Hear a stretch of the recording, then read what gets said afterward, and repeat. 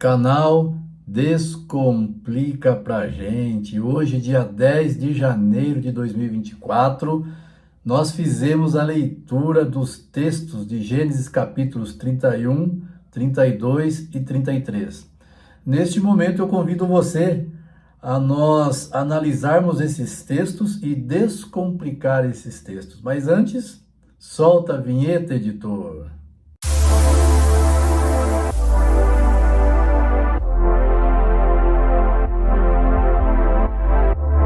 Canal Descomplica pra gente. Hoje, 10 de janeiro de 2024, nós lemos Gênesis capítulo 31 ao capítulo 33.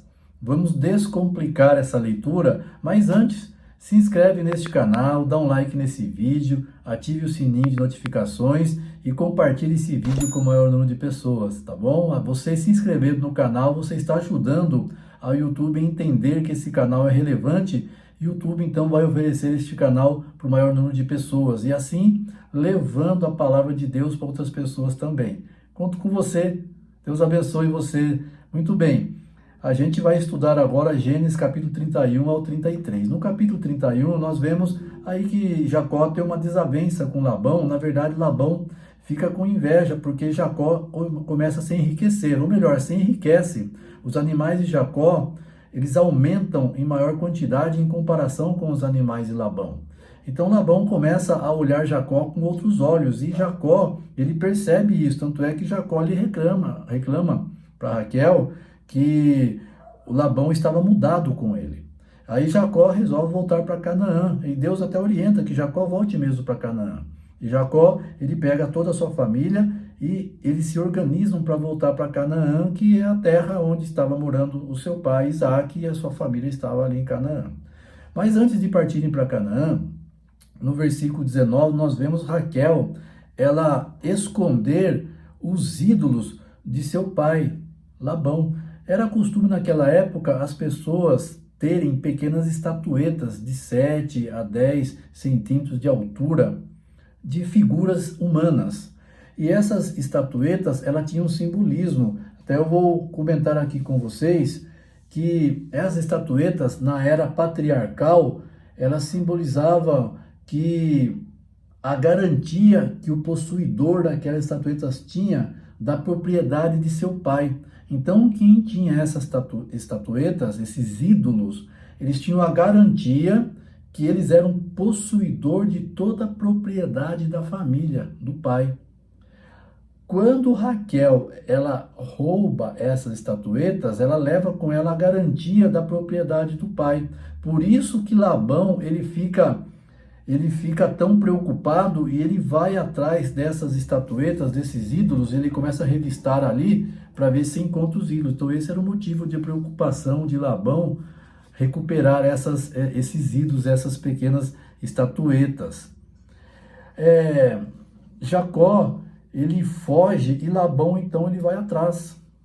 E aí eles têm uma discussão, enfim, Labão quer recuperar ali os ídolos, mas Jacó ele permanece na sua viagem de volta para Canaã. No capítulo 32, Jacó ele volta e fica com medo e angustiado. Então, na volta de Jacó, ele é abatido por um grande medo e por uma grande angústia. Vamos ler aqui capítulo 32,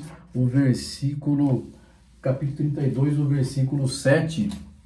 Vou pegar a minha Bíblia aqui, diz assim no capítulo 32, no verso 7. Então Jacó teve medo e ficou angustiado.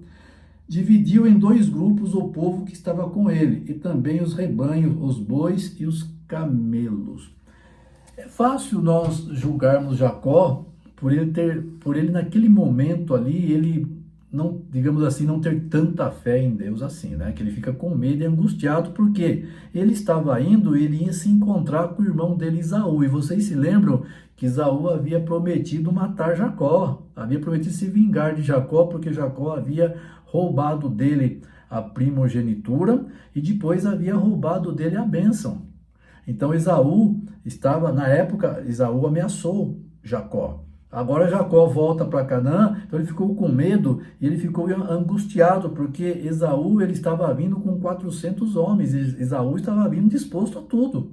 Esaú ele estava vindo para, digamos assim, para resolver a parada com Jacó. Agora, nós lendo um texto desse, a gente pode até achar, olha, Jacó teve uma falta de fé ali, ficou angustiado, é falta de fé. Mas veja que Jacó ele foi muito prudente também. Mesmo naquele momento de angústia e medo dele, Jacó ele protegeu a sua família, dividiu em dois grupos para proteger, e ele sabia que ele estava, em comparação, ele estava, ele era desfavorecido se fosse brigar com o irmão dele, com Esaú. Ele não tinha ali um exército de pessoas ali de guerra para fazer. Esaú estava com 400 homens bons. Jacó estava com a família dele, com os servos dele, com ali as pessoas que trabalhavam com ele. Então Jacó sabia que ele era desfavorecido se ele fosse entrar em combate com Esaú. Então o que ele fez? Ele foi sensato. E ele mesmo no momento de temor dele, ele parou para pensar. Às vezes é comum a gente, nos momentos de raiva ou de medo, não agir com o racional e agir com o emocional. Agora Jacó, ele foi correto, ele agiu com o racional, ele raciocinou e falou, não, vou dividir, vou proteger a minha família e eu vou mostrar, eu vou demonstrar para o meu irmão, para Esaú, que eu estou desfavorecido em comparação a ele.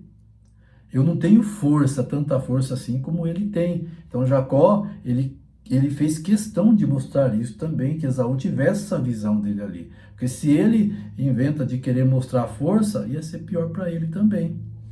Mas Jacó ele foi muito sensato nessa escolha dele, na maneira com que ele organizou ali a família que estava indo de volta para Canaã. Ele tinha que ter esse encontro com Esaú, era inevitável.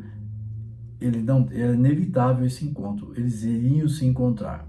Agora no verso 24 do capítulo 32, nós vemos que Deus, ele luta com Jacó num vale chamado Vale de Jaboque. Olha que interessante, irmãos. Deus, ele luta com Jacó ali. Esse relato, nós falamos que é a angústia de Jacó. Qual é a angústia de Jacó? Era o medo que Jacó estava tendo de voltar para Canaã, para ver o seu irmão Esaú, porque ele sabia que Esaú poderia matá-lo, não só a ele, como a sua família também. Então Jacó estava angustiado. Aí nós vemos esse texto como sendo a angústia de Jacó. E nós entendemos que este homem que lutou com Jacó, que era o próprio Deus, era Cristo antes da encarnação, já era a pessoa de Cristo ali. Porque nós entendemos também que no tempo do fim, antes da volta de Jesus, as pessoas que estão se preparando para se encontrar com Jesus, imagino que você esteja, né?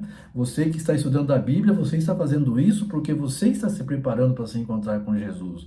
Você que está me ouvindo agora, você é um cidadão, você é uma cidadã do reino do céu e você quer levar a sua família para o céu. É por isso que você está estudando a Bíblia. E as pessoas que são de Jesus, como você, que está se preparando, estudando a Bíblia, essas pessoas, pouco antes da volta de Jesus, nós passaremos aqui, porque eu também estou me preparando como você, né? Nós passaremos aqui momentos difíceis aqui nessa terra.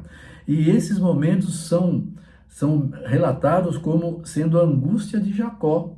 Não sei se você já ouviu esse ditado, né? Que o povo de Deus passará aqui pela angústia de Jacó. Por quê? Porque é em referência a essa angústia que Jacó passou ali para reencontrar para voltar para casa, para voltar para o lar, onde ele temia pela sua própria vida. É claro que nós sabemos que no tempo do fim, diz o profeta Daniel, que naquele tempo se levantará Miguel, o grande príncipe, o defensor do seu povo, e ele vai nos defender. E Jesus prometeu: eis que estarei convosco todos os dias, até quando? Até a consumação dos séculos. Isso é maravilhoso. Nós temos a garantia que Jesus estará conosco todos os dias. Então você nunca estará sozinho. Agora, voltando aqui para a história, Jacó, ele luta com Deus. E ali então de madrugada Deus ele desconjuntura, né? Ele tira a coxa de Jacó do lugar, Jacó ele começa a mancar daí. Mas Jacó ele fala: não vou te deixar ir embora se você não me abençoar. Ah, detalhe, nessa luta que Jacó teve com Deus no vale de Jaboque, Deus aí muda então o nome de Jacó para Israel. Você leu isso daí, né? Capítulo 32, verso 24. Vamos ler? Gênesis capítulo 32, verso 24, diz assim o texto bíblico: